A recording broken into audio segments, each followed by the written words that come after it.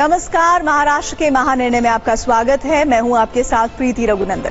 महाराष्ट्र में किसानों को पुण्य श्लोक अहिल्या देवी होलकर किसान कर्ज माफी योजना 2026 का लाभ मिलना जारी है। योजना के तहत पात्र किसानों के खातों में पहली किस्त जमा कर दी गई है।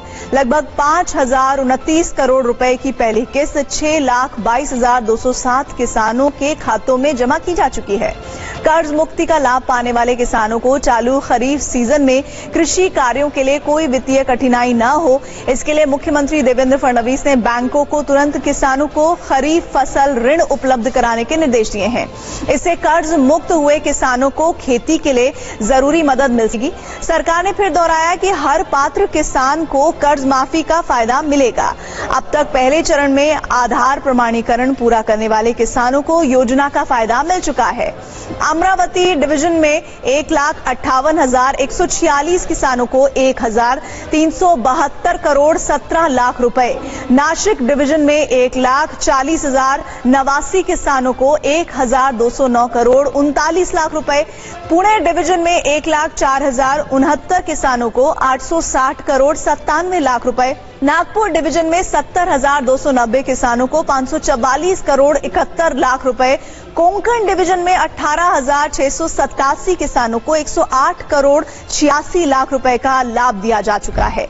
मुंबई के होटल ताज में भारत के 80वें स्वतंत्रता दिवस के अवसर पर एक स्वागत समारोह का आयोजन किया गया। इस अवसर पर मुख्यमंत्री देवेंद्र फडणवीस ने कार्यक्रम में उपस्थित राजनयिक अधिकारियों, वाणिज्य दूतों, विभिन्न देशों के प्रतिनिधियों और गणमान्य व्यक्तियों का स्वागत किया। मुख्यमंत्री फडणवीस ने भारत की प्रगति, महाराष्ट्र की आर्थिक ताकत और भविष्य के विकास के दृष्टिकोण की समीक्षा की।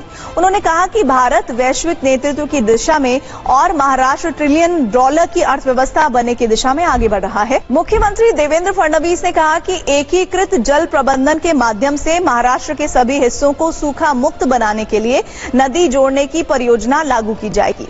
महाराष्ट्र जल संसाधन नियामक प्राधिकरण यानी MWRA की 21वीं वर्षगांठ के अवसर पर आयोजित कार्यक्रम में मुख्यमंत्री ने कहा कि CWC द्वारा नदी जोड़ने की परियोजना को मंजूरी मिलने के बाद इस पर काम इस वर्ष या अगले वर्ष की शुरुआत में चालू हो जाएगा। मुख्यमंत्री देवेंद्र फडणवीस ने वीडियो कॉन्फ्रेंसिंग के माध्यम से MMRDA की बुनियादी ढांचा परियोजनाओं का लोकार्पण किया।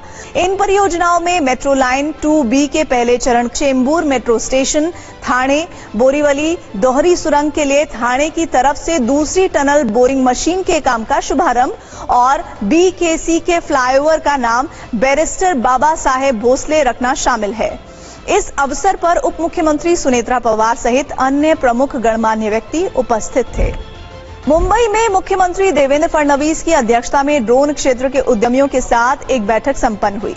इस अवसर पर मुख्यमंत्री ने मंत्री आशीष शेलार की अध्यक्षता में एक टास्क फोर्स का गठन करने की घोषणा की। ये टास्क फोर्स राज्य में ड्रोन उद्योग के विकास के लिए नीति का प्रभावी कार्यान्वयन करेगी। पुणे में GCC प्रोज नेतृत्व शिखर सम्मेलन का आयोजन किया गया।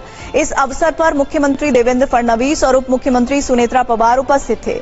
मुख्यमंत्री ने कहा कि राज्य सरकार महाराष्ट्र को ग्लोबल कैपेबिलिटी सेंटर्स के लिए भारत का अग्रणी और सबसे पसंदीदा स्थान बनाने के लिए प्रतिबद्ध है। मुंबई में ब्रिक्स फ्रेंडशिप सिटीज कॉन्क्लेव 2026 का आयोजन किया गया।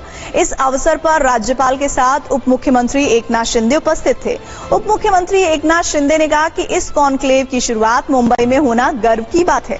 उन्होंने ये भी कहा कि शहर केवल ईंटों और कंक्रीट की इमारतें नहीं है, बल्कि देश की आर्थिक प्रगति के ग्रोथ इंजन है। मुंबई के मालाबार हिल में नवीनीकृत हाई माउंट राज्य अतिथि गृह का उद्घाटन मुख्यमंत्री देवेंद्र फडणवीस के हाथों किया गया। इस नए राज्य अतिथि गृह में कुल 57 सुसज्जित कमरों की व्यवस्था की गई है। इस अवसर पर मुख्यमंत्री, उप मुख्यमंत्री सुनेत्रा पवार और अन्य गणमान्य व्यक्तियों ने अतिथि गृह का निरीक्षण किया और विभिन्न सुविधाओं की जानकारी ली।